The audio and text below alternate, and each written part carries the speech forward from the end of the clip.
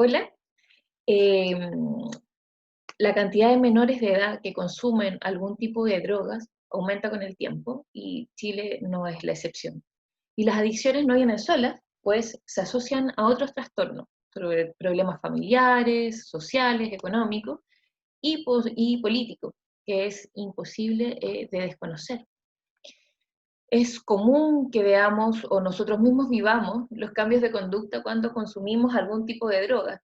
Y hay algunos que simplemente no pueden parar, a pesar del daño evidente que se da en todos sus espacios o cómo se generan excusas para continuar bebiendo o para fumar un poco más o para quedarse hasta más tarde, tener con más frecuencia ciertos encuentros también.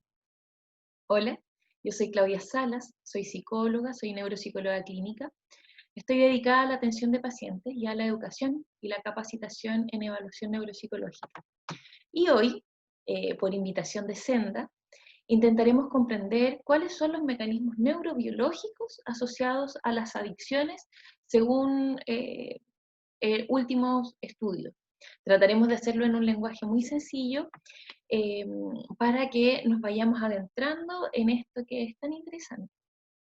La depresión y la ansiedad son una gran antesala.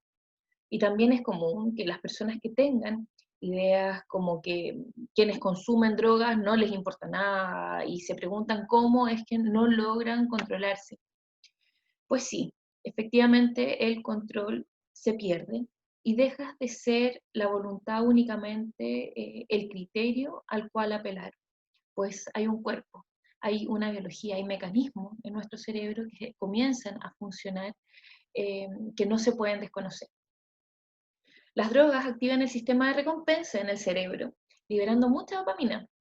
Y en el núcleo accumbens, eh, además, también existe unos genes que nos predisponen eh, a responder de determinada manera ante este sistema de recompensa. Ok, ok. ¿Qué significa esto?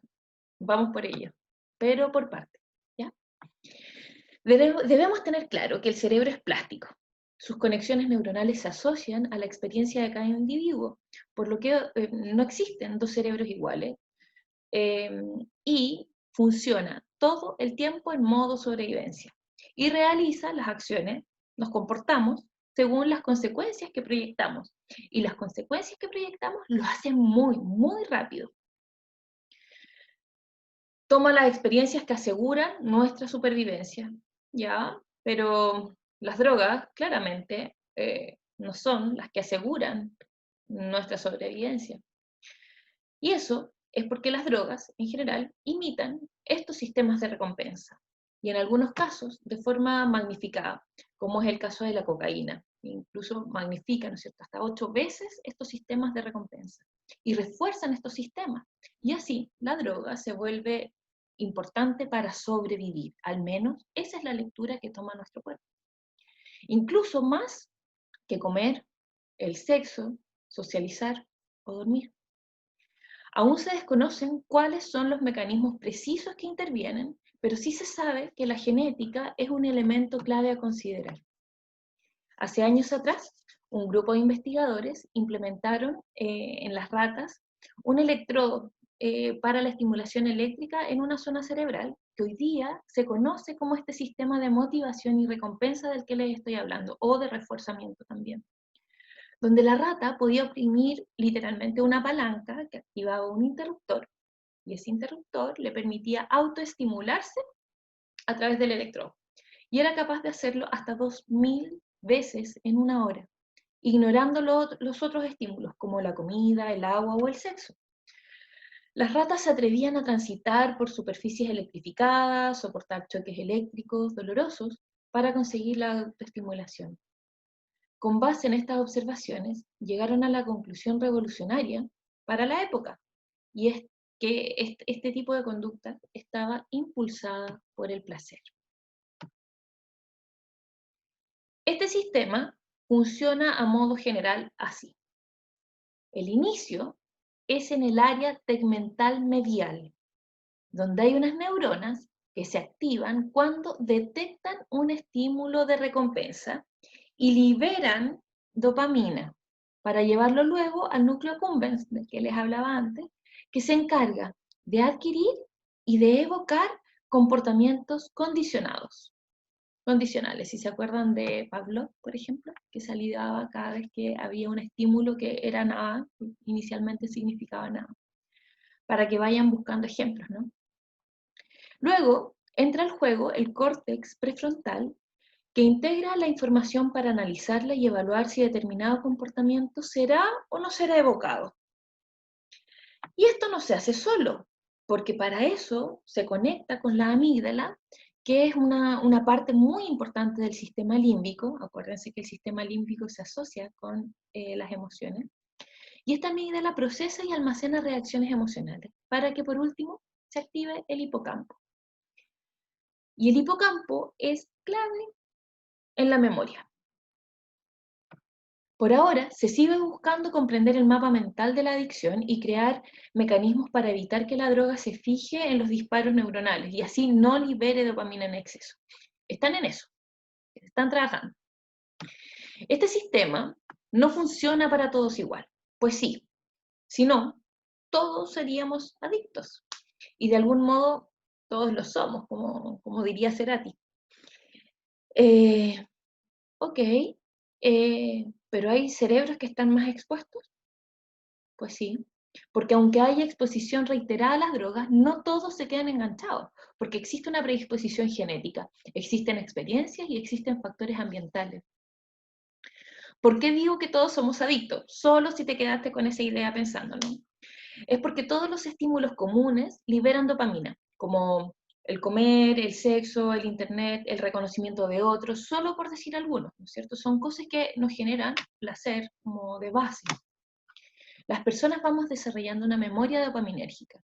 Eso quiere decir que cuando llegamos a una fiesta o vemos a X personas, nos dan ganas de fumar, por ejemplo, siendo que no fuma normalmente. Por lo tanto, va a haber estímulos gatillos o estímulos supranormales. Estos estímulos supranormales serían los estímulos que no se encuentran en el día a día y en la vida real. Por ejemplo, la realidad virtual, el porno, que no están, las personas normalmente no estamos expuestas a ese tipo de estímulos de ese modo, ¿no es cierto? La comida chatarra, que tiene una cantidad de sal impresionante, lo normal que uno no esté comiendo eso todo el tiempo, o las redes sociales, donde tenemos retroalimentación inmediata. Y esto se constituyen como abuso, cualquiera de estos podría ser, cuando ya comienza a interferir con nuestro cotidiano, en varios aspectos de nuestra vida. Estos estímulos están hechos para generar adicción, para activar esta memoria que nos invita a seguir y a seguir. Y ojo con ellos, porque estamos rodeados, casi literalmente. Ahora, solo a modo de inquietud, y lo digo porque es cada vez más común, si por ejemplo estar conectado a Internet ya está interfiriendo con la atención que le damos a quienes amamos, o realmente nos inquietamos o irritamos si se nos queda el celular en casa, o nos quedamos sin panorama, no sabemos qué hacer, a dónde ir si no tenemos el celular, o porque estamos mirando cada 5 minutos si es que nos ha llegado alguna notificación, y además damos excusas porque lo estamos haciendo, no sé, estoy en una reunión de trabajo, es que yo ocupo el celular para trabajar. Ojo, tu sistema dopaminérgico está full. Y la clave es que lo veas y reconozcamos también nuestra predisposición, porque sí, estamos expuestos.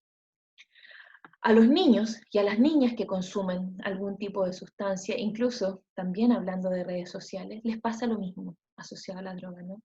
Por lo que no hablamos de adicción solo cuando pensamos en droga o en sustancias tóxicas. Ante tal liberación de dopamina, el cuerpo tiene que hacer algo, porque es mucha liberación de dopamina. Entonces lo que hace es que deja de habilitar los receptores, unos órganos, no sé si órganos, ¿no es cierto? Unas funciones en nuestro cerebro que reciben la dopamina. Y es así que el estímulo es percibido como menos intenso. Por lo tanto, se requiere más.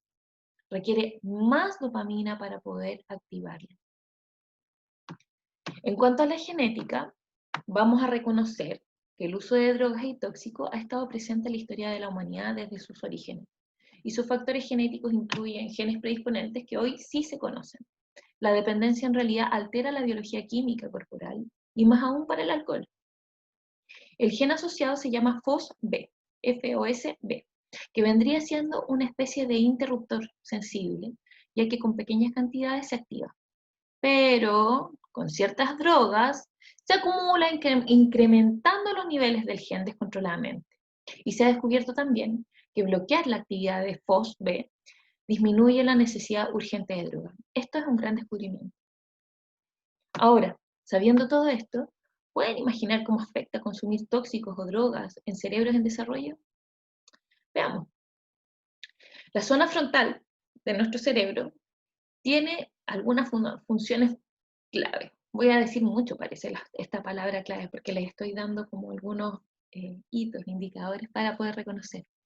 Pues es el centro de operaciones de lo que se conoce como función ejecutiva, y que me encanta, que se termina de desarrollar recién cerca de los 18 años de edad, o esto se pensaba. Esta zona se encarga del control de impulsos, por ejemplo, de planificar, de separar los pasos para alcanzar un objetivo, de tener la capacidad de darnos cuenta cuando nos equivocamos. Ok, de seguro, si estás escuchando, podrás pensar en más de una persona mayor de 18 que aún no alcanza estas tareas. Pues sí, efectivamente es real, pues algunos estudios más recientes señalan que esta zona de nuestro cerebro se desarrolla hasta los 30 años, incluso hasta más tarde. Así que, calma. En el caso de los niños y niñas, puedes imaginar lo que ocurre si esta etapa de crecimiento y desarrollo está afectada por algún tóxico.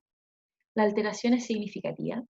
Puede alterar la estructura del cerebro y generar lesiones orgánicas, con secuelas que se ven a lo largo de la vida. Además, esta zona también es muy sensible al estrés, estamos hablando de la zona frontal, o cambios en el estado del ánimo, configurando un rol importante la amígdala, que ya habíamos hablado, ¿se acuerdan? Que también tiene un rol en la regulación del estrés, la ansiedad, la irritabilidad y el miedo. Y mientras más se consume, este mecanismo se hace más sensible. Un periodo crítico, cabe destacar, empeorando más los efectos de la abstinencia y las conductas de riesgo asociadas. Y este cerebro va creciendo con la droga, por lo tanto los mecanismos también se van arraigando.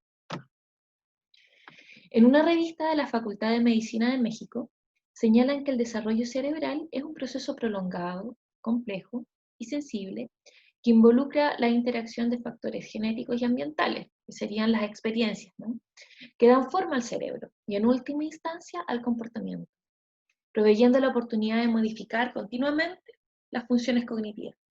Pero también genera vulnerabilidad a la formación de los circuitos anormales que comprometen la conducta. Se ha observado que el cerebro es especialmente vulnerable a las experiencias que ocurren durante la infancia y la adolescencia. Basta recordar los efectos que genera el apego, ¿no es cierto? Las alteraciones que ocurren en el periodo prenatal en una persona. Ok, dicho todo esto, ¿podríamos pensar entonces que existe una personalidad adictiva? La mayoría de las personas predispuestas a la adicción tienen signos y síntomas definidos antes de empezar a consumir drogas. Por ejemplo, la impulsividad, es decir, responden a un estímulo sin reflexionar y sin que anticipen las consecuencias de su respuesta. Tienen dificultad para establecer y seguir planes, así como una actitud de urgencia y conductas autolesivas, ¿no es cierto?, y que no necesariamente son suicidas. También exhiben un pobre control de la atención, por lo que pierden fácilmente el interés en un objeto, en una meta. La agresividad tiene que ver porque no responden fácilmente con violencia a estímulos a los que la mayoría de las personas no responderían de ese modo. Hay varias entidades nosológicas psiquiátricas que presentan algunos de estos signos y síntomas, o todos, algunos, por lo que la comorbilidad con los trastornos psiquiátricos es altísima y como les decía en la primera parte, es la antesala. A todo esto, todas estas manifestaciones son muy sensibles a la exploración neuropsicológica, a la aplicación de pruebas que, por cierto, para evaluar función ejecutiva son muy cortas y se pueden incorporar fácilmente en los programas de intervención. Son muy prácticas. Pero ojo, No todos los impulsivos generan adicción, y es súper importante que como profesionales también aprendamos a tener algunos recatos con esto. En un estudio aparece que solo el 20% no lo hacen, no generan adicción a pesar de estar a la exposición de drogas. Pues así, como hay un núcleo de recompensa y de placer, también hay un núcleo que se encarga de inhibir la conducta. El modelo propuesto refiere a la comunicación de la corteza prefrontal, los núcleos de la base, el tálamo y la corteza. Igualmente, me queda poca batería. Sí. Igualmente, podemos encontrar a otro rol importante, que sería el de la corteza orbitofrontal, que participa en la regulación emocional, conductual y en algunos procesos sensoriales también. Esta zona está muy activada en los trastornos psiquiátricos, por ejemplo, con el estrés postraumático, los trastornos obsesivo-compulsivos, trastornos de personalidad antisocial, y todos son muy parecidos en características de personas que consumen droga. No poder, por ejemplo, pensar en otra cosa que no sea conseguir droga. Sería un ejemplo. Es la corteza orbitofrontal la que codifica los atributos motivacionales de la respuesta a estímulo. Por lo tanto, la mezcla con el sistema dopaminérgico es esencial para que se pueda dar el consumo de una droga. También es esta corteza la que hace la integración con la amígdala sobre las características de los estímulos y los objetos. Genera como esta relación, ¿cierto? Evaluando episodios pasados con el hipocampo, entre otras zonas. Así que, si ya el sistema dopaminérgico era intenso, con la corteza orbitofrontal se hace fuerte, especialmente para reforzar la conducta expectante. De esto estamos hablando de modo general, pero solo para que les suene, la corteza orbitofrontal, la circunvolución anterior del cíngulo, conexiones con estructuras límbicas, son las más intensamente asociadas al cerebro de adictos y que se activan en periodos de abstinencia. Estas zonas se asocian con funciones cognitivas superiores, como la capacidad de darnos cuenta de lo que estamos haciendo, cómo hacer el seguimiento, la capacidad de controlar algunas respuestas ante un estímulo. Por otra parte, ya se evidencia que la relación entre los cambios cerebrales con las actitudes y las conductas de las personas son reales, pero cada psicotrópico tiene propiedades adictivas particulares. De este modo, gracias a la tecnología, a la imagenología, a la identificación y la identificación de marcadores específicos, es posible comprender los efectos en el cerebro de la persona y así poder relacionarlo con el comportamiento, las actitudes y el tipo de sustancia específica del que se es adicto. Los hallazgos siguen apuntando a las zonas frontales del cerebro como elemento común. Por lo tanto, la autorregulación viene a ser un problema orgánico, entre otras cosas. Sin embargo, estos hallazgos han permitido generar nuevas formas para intervenir, con fármacos cada vez más precisos, especialmente en el caso del alcohol. Para el caso de la psicoterapia, manejar estos criterios para psicoeducar o informar al paciente y su familia, conocer las técnicas eficaces y eficientes para prevenir la progresión de la patología adictiva, que esto sirva para conocer la motivación del consumo y el comportamiento que propician, y poder maximizar la posibilidad del tratamiento exitoso en el proceso de cambio de adaptación, en un ambiente empático, personalizado, es por lo menos esencial. Para los que trabajamos con personas, poder hablar, discutir, incorporar nuevos aprendizajes también es importante, especialmente cuando a veces las fuerzas parecen flaquear, a veces uno también se cansa, ¿no? Hay un cuerpo que responde, hay procesos que tienen sus tiempos. El espíritu de los pacientes y el nuestro deben ser alimentados. Y también ir en búsqueda del conocimiento nos ayudará en la tarea de estar al servicio de los demás de un modo sano. Espero que esta información cortita y precisa les sirva. Se pueden contactar en caso de cualquier cosa conmigo y estamos al contacto y mucha suerte en su camino.